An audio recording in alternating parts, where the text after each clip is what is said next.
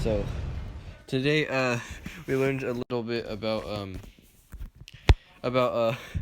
the Protestant Reformation, and so we played a Venn diagram. We had a Venn diagram in front of us where we would and there was the Catholic on the right side, and Protestant on the left side, and the middle intersecting part was like what they both do, and the teacher would show something on the board, like a practice or something, and then we were supposed to hold up a card that said A for Protestant, B for both, and C for Catholic. It also said D, but D wasn't relevant. So we would hold that up to determine which one it was, and then she would reveal the answer, and we would write it down in our Venn diagram. You can fight me about this, and it's a bold statement, but I immediately put good for Catholic and bad for Protestant before the game even started. Fight me. And so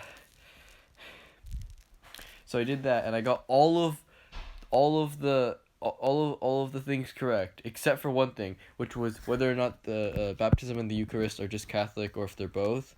I labeled them as Catholic, but they're actually both. I thought that I searched my memory banks, and I thought that Eucharist, like, the practice of it was just Catholic. Although, to be honest, I should have seen that coming because it's like the commemoration of the Last Supper. But yeah, I just felt like I remembered seeing Catholic in the definition.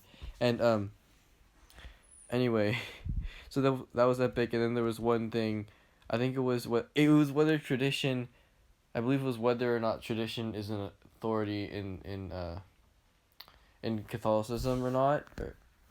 And I labeled it as Catholicism, and I was correct, and I think I was the only one who was correct. So it was epic. This was really fun for me because personally I'm like kind of Catholic. So it was epic. And then another thing that happened, like on I guess it was 2 days ago. We took a test to see how Machiavellian we were. And I found out that I'm actually pretty Machiavellian. My favorite quote of his is, "Before all else, be armed." Whether or not you interpret that literally or philosophically, I still like it a lot.